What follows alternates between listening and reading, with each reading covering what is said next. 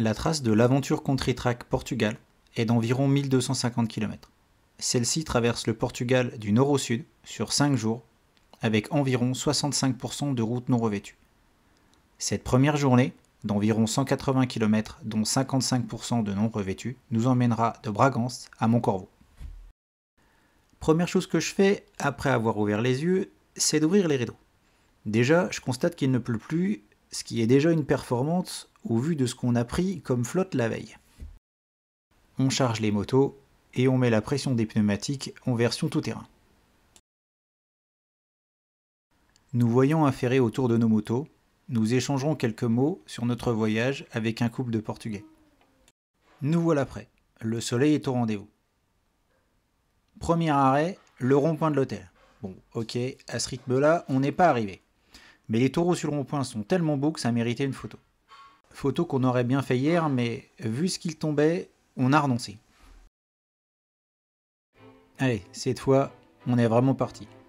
Direction le château de Bragança, qui est le point de départ officiel de la CT Portugal.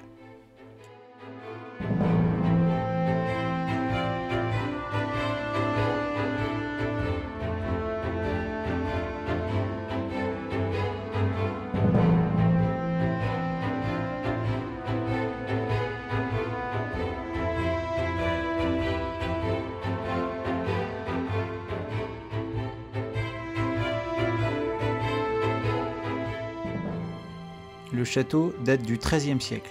Il est enserré de remparts et domine la ville. Cette place forte, avec son donjon de 33 mètres de haut, conservera sa fonction militaire jusqu'au XXe siècle. Il a donc résisté aux assauts de Napoléon Ier.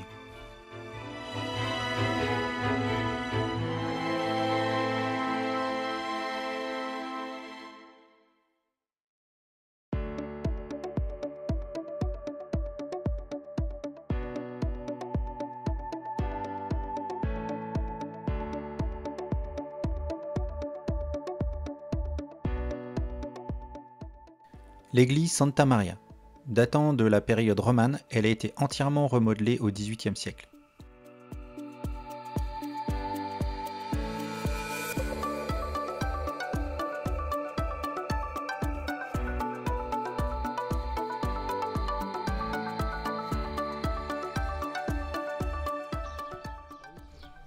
Domus Municipalis. Daté du XIIIe siècle, c'est un exemple unique de l'architecture romane dans le pays. En forme de pentagone irrégulier, il est constitué d'une citerne voûtée, surmontée d'une ample galerie, qui servait de salle de réunion aux gentilshommes.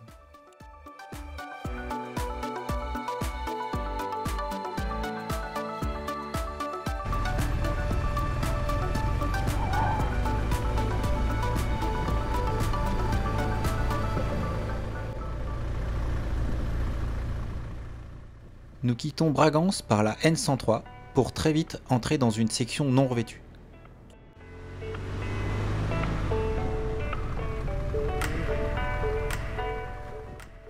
Les pluies de ces derniers jours ont quelque peu détrempé le terrain. Il est dur en dessous, mais glissant en surface. Donc il faudra faire attention.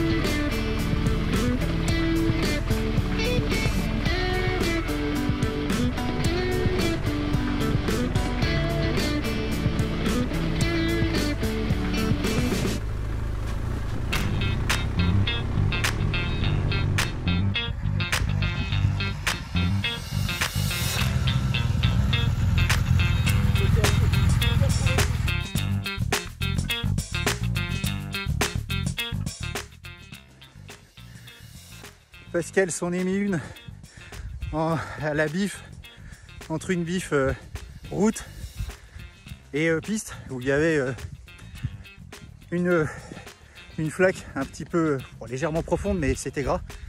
Donc du coup, ben, je marche pour aller récupérer ma moto maintenant. Ah, allez, et toute. Voilà le trophée. Bon, je suis arrivé trop tard, la moto était déjà debout. Pas de blessure ni de casse, alors on repart.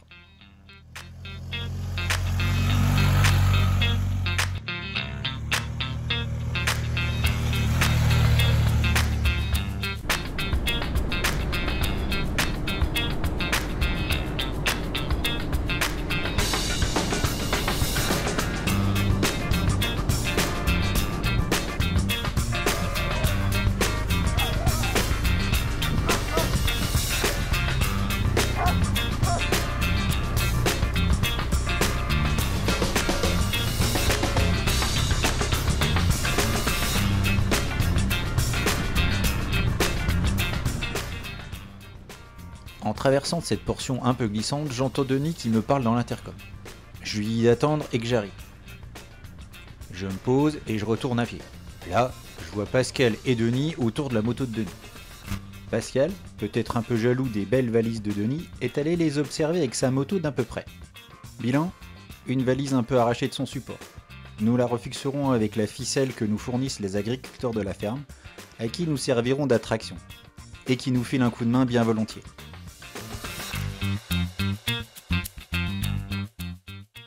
Quelques photos pour immortaliser le moment, dont nous reparlerons une bonne partie du voyage.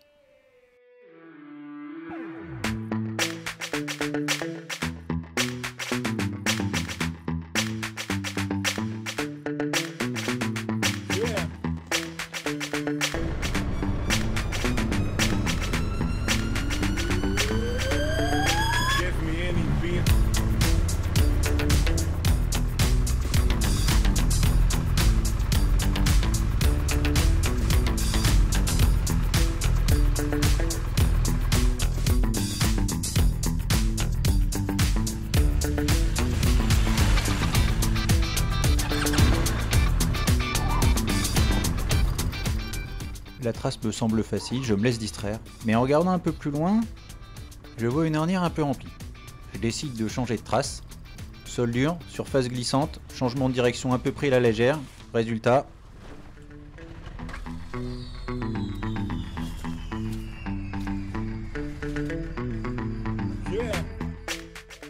Allez, la même, vue de l'autre côté.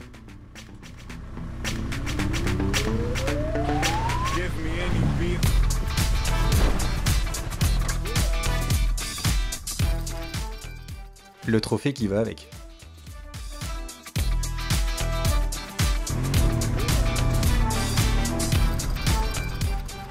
Nous retrouvons du revêtu sur Parada. Nous en profiterons pour faire une petite pause bien méritée. L'église mère de Parada.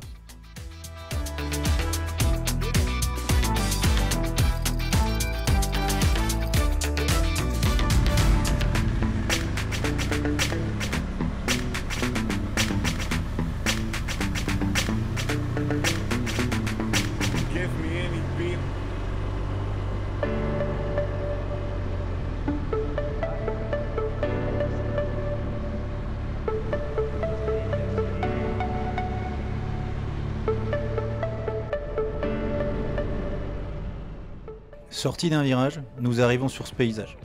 Waouh, qu'est-ce que c'est beau!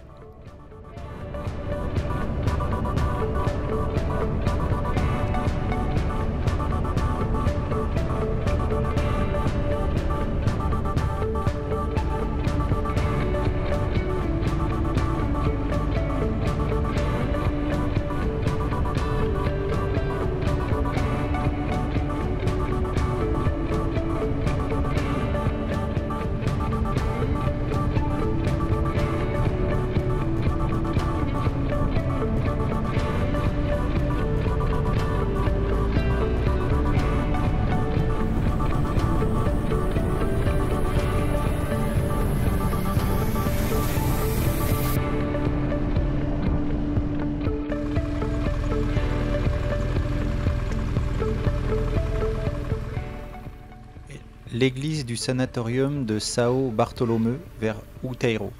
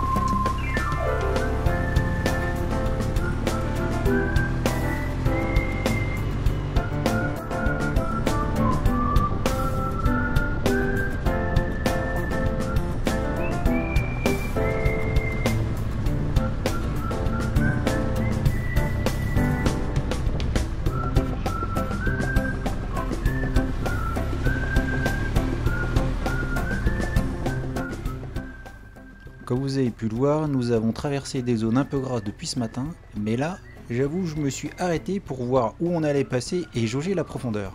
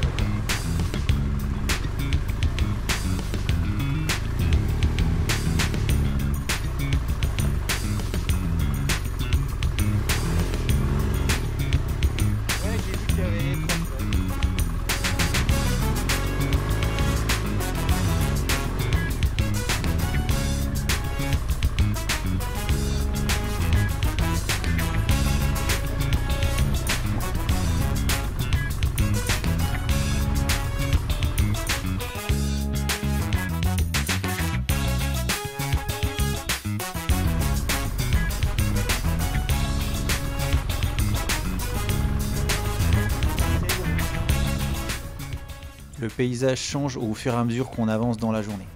Nous quittons un peu les oliviers pour les genêts. C'est vraiment super beau.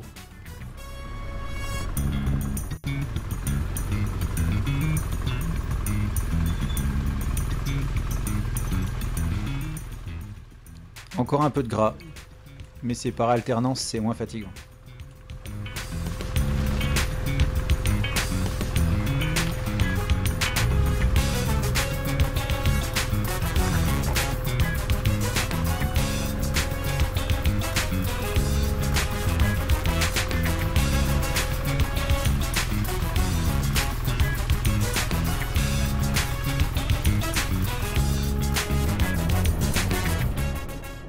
Par alternance, je disais.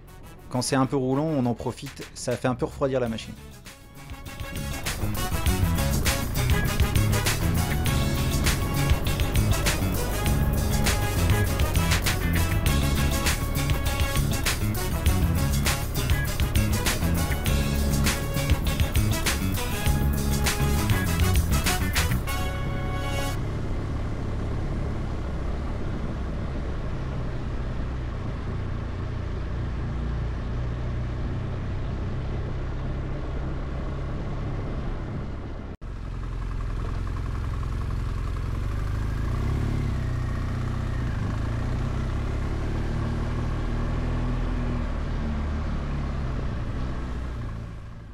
Arrivé à Santulhao, ce village est sympa et propice à une pause, non?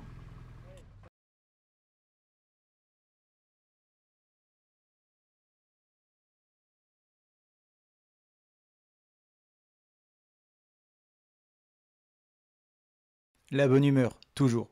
On rigole de ce qu'on vient traverser, de l'état de nos bottes et des motos.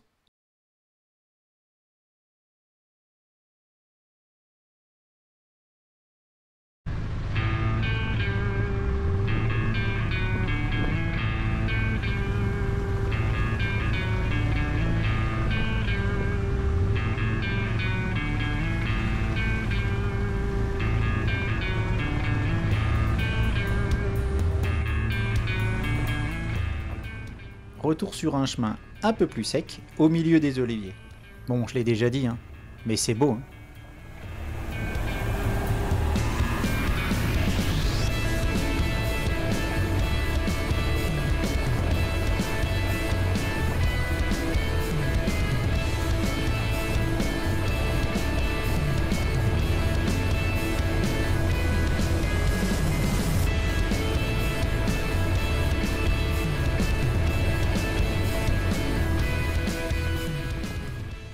On parcourt quelques kilomètres et le paysage change encore.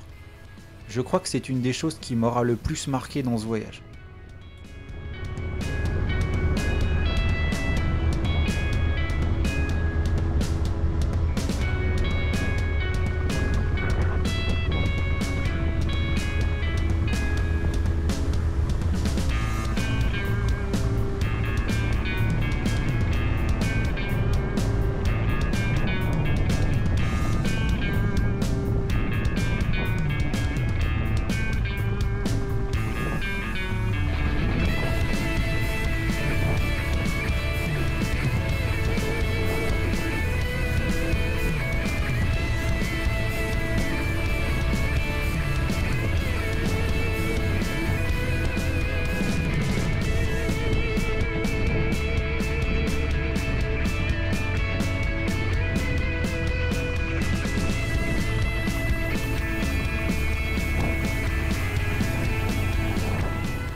Sorti de la piste, on reprend la route qui nous amène dans cette vallée. Waouh, c'est beau. Bon, je vous laisse profiter de la musique et de la vue.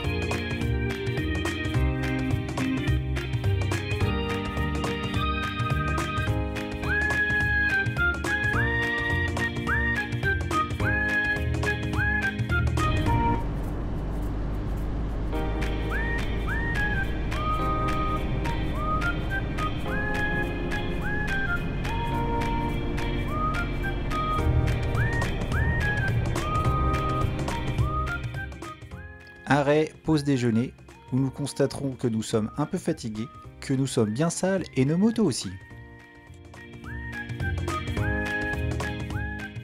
On se pose à 690 mètres d'altitude au château d'Algozo, en position dominante au sommet de Penanciada, à côté de la rivière Anguera.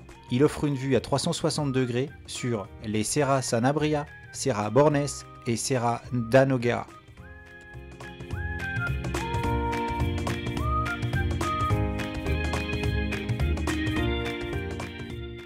Cette vue pour marquer la fin de la matinée.